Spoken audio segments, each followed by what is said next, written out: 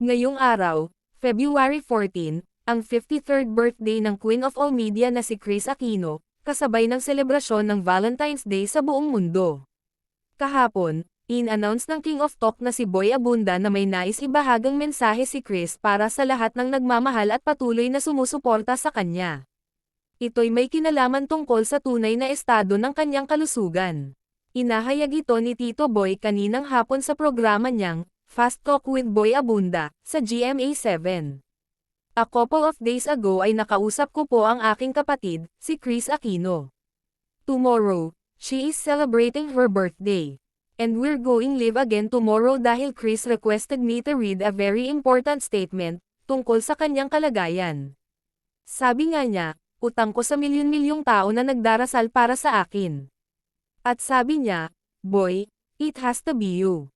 You have to read my statement para maunawaan ng tao. Kris is going through a very difficult time in her life. Sabi niya sa akin, pero mas maintindihang mabuti, promise me, boy, you will not cry. Sabi ko, Kris, hihintayin ko ang iyong statement and I will try not to cry, ang pahayag ng premyadong TV host. Sa Facebook post naman ng tatay-tatayan ni Kris na si Dindo Balares, dating entertainment editor, kinumpirma niya ang mas matinding pinagdaraanan ngayon ng TV host actress hinggil sa kanyang kalusugan.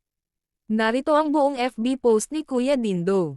Nasa roof deck garden ako last Monday night, tinitingnan kung may nabubuong seeds ang bagong batch ng hand-pollinated flowers ng Satsuma Imo, nang matanggap ko ang message na ito ni Chrissy. Kuya Dindo, Boy Abunda, is now taping. Please don't preempt what he'll be sharing to be aired on my birthday. I know my news will break your heart but please remember yung inampun mong panganay was born brave.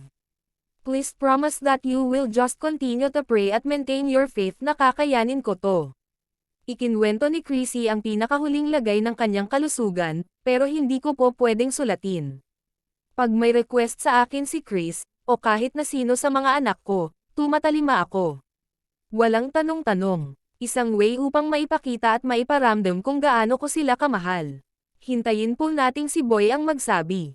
Naikwento ko na yata dati pa, hindi sa showbiz kami nagkahulihan ng loob ni Chrissy kundi sa faith. Lumalakas ang kanyang loob pag nalalaman niyang may nagdarasal para sa kanya. Kaya humihiling siyang ituloy pa rin ito, praying hands emoji. Happy birthday, Chrissy. Samantala, nang ma-interview nga si Kris Aquino, sa programa na Fast Talk, ay kinumpirma ni Kris Aquino ang malalang kondisyon niya, kinumpirma pa niya, na malaki ang possibility na may sakit din siya sa puso.